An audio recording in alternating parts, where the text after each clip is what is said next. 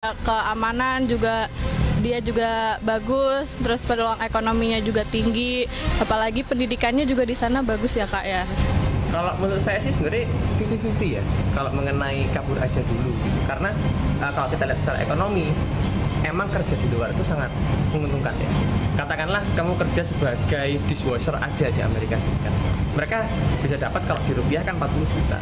Memang kalau 40 juta itu di sana itu mungkin sedikit, tapi apabila kamu kirimkan ke orang di kampung, di rumah, 20 juta itu sangat banyak.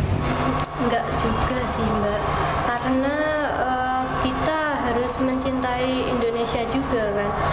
Mungkin karena kesalahan-kesalahan atau keresahan ini bisa diperbaiki oleh internal kita sendiri gitu.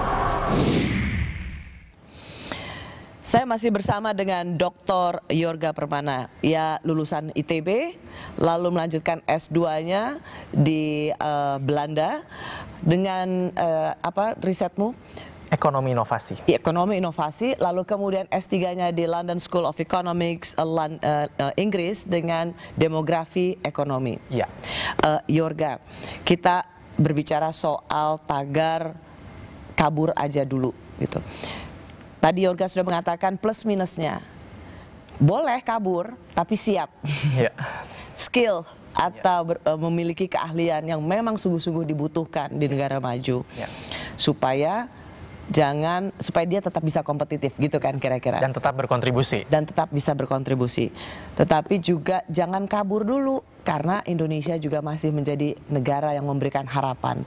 Ya. Apa daya tahan yang masih bisa dasar dari anak muda sekarang yang frustasi melihat dunia pendidikan, cemas melihat mereka bisa kerja di mana. Apa resilience untuk mereka? Iya, terima kasih Mbak Rosi. Jadi betul, tadi kita bicara di awal lapangan kerja layak memang terbatas, kabur aja dulu salah satu opsi.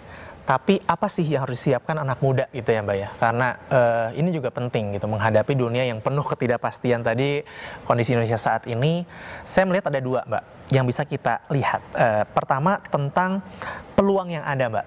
Oke, dengan keterbatasan lapangan kerja sebetulnya ada peluang apa sih yang bisa kita buka? Yang pertama adalah peluang di ekonomi digital Mbak. Jadi studi S3 saya salah satunya adalah tentang pekerja remote, pekerja online yang bekerja di depan laptop, di depan komputer, di mana mereka itu bisa punya klien dari luar negeri, Mbak. Ini kita kasih ilustrasi dulu ya. Sebentar, ini memang harus diluruskan ya soal ekonomi digital ekonomi ini. Digital, betul.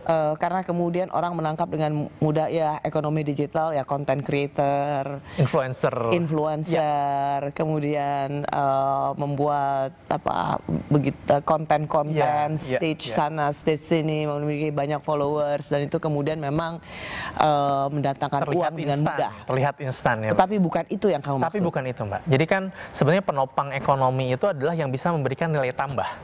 Zaman dulu harus ada produk, manufacturing, pabrik. Tapi hari ini kan ada sektor jasa yang bisa memberikan nilai tambah. Tapi bukan nilai tambah sebagai influencer tadi itu, tapi jasa-jasa yang bisa ada permintaannya di dunia. Nah inilah yang menurut saya ekonomi digital yang belum kita belum kita ambil. Jadi riset saya tadi itu Mbak, jadi saya bertemu beberapa anak muda, 50 orang anak muda, saya mau wawancarai. Mereka ini kerjanya di Bandung, atau di Malang, atau di Jogja, tapi klien mereka itu di New York atau di Amsterdam Mbak. Ini kan menarik.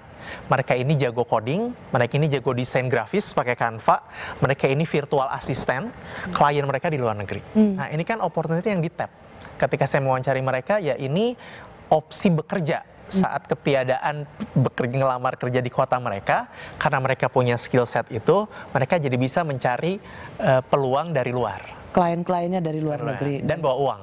Ya, dan mereka nggak perlu harus ke sana, tanpa harus meninggalkan tanah air. Kantor di New York gitu. Ya, ini kan opsi lain, Mbak.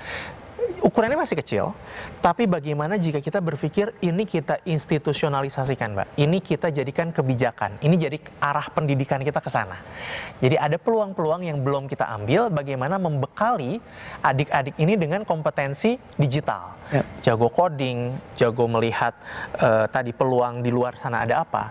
Tapi ada dua yang memang menjadi PR kita, Mbak. Satu bahasa Inggris, karena ternyata secara global pekerja digital itu paling banyak dari India, Bangladesh dan di Filipina. bahasa Inggris mereka bagus, ketemu klien lancar. Nah, bahasa Inggris kita masih PR. Yang kedua adalah kepercayaan diri, berpresentasi, mencari Soft semangat, skill-nya soft ya, skill-nya. appearance, maksudnya appearance supaya bisa melakukan memberikan presentasi yang meyakinkan. dan meyakinkan. Mungkin kalau dari sisi skill sama, Mungkin tetapi sama, bagaimana menyampaikannya dalam komunikasi bahasa Inggris, lalu menyampaikan komunikasi yang meyakinkan klien, itu yang memang kita masih harus banyak belajar. Betul, Mbak. Yorga, terima kasih banyak. Saya mau mengutip riset kamu tahun 2018. Does more money make people happier? A study of youth employment context in Indonesia. Hasilnya apa? Hasilnya adalah Apakah dengan banyak uang anak muda jadi bisa lebih bahagia? iya. Jawabannya iya, Mbak. Jadi waktu itu kami bikin riset, survei kecil-kecilan 300. Rasanya itu kamu nggak usah harus riset. Nggak usah riset, Nggak Mbak. perlu riset. Iya. More money makes you happier. Tapi itu kan hikmahnya ini, Mbak. Hikmahnya adalah memang tadi yang bikin kita taraf hidup meningkat, bahagia, ya memang ada uang. Gimana orang bisa punya uang? Ya kerja gitu. Jadi mungkin kita bisa nariknya ke sana gitu, Mbak. Jadi pada akhirnya apa yang bisa membuat masyarakat kita bahagia? Salah satu anak muda bahagia, karena risetnya ke anak muda, adalah memang meningkatkan pendapatan mereka. Dan itu juga harus melalui skill. Dan itu juga harus Ini menjadi pengingat kita pada pemerintah untuk betul-betul hati-hati sekali dengan situasi ekonomi sekarang yang menimpa kelas menengah dan juga anak muda. Betul, Mbak. Karena apa yang menjadi tagar kabur aja dulu adalah sebuah realitas yang sungguh-sungguh menjadi curahan hati mereka. Betul. Melihat masa depan mereka, apakah mereka bisa kerja dan kerja di mana. Betul. Terima kasih Dr. Yorga Permana, Terima kasih lulusan banyak undangan, ITB Mbak Rosi. dan LSI. Semoga semakin banyak anak muda yang juga bisa menjadi benchmark tentang ketekunan dan kerja keras. Terima kasih banyak, Mbak Rosi. Thank you ya Yorga. Terima kasih juga telah menyaksikan Rosi. Kita jumpa lagi Kamis depan. Tetaplah di Kompas TV, independen terpercaya.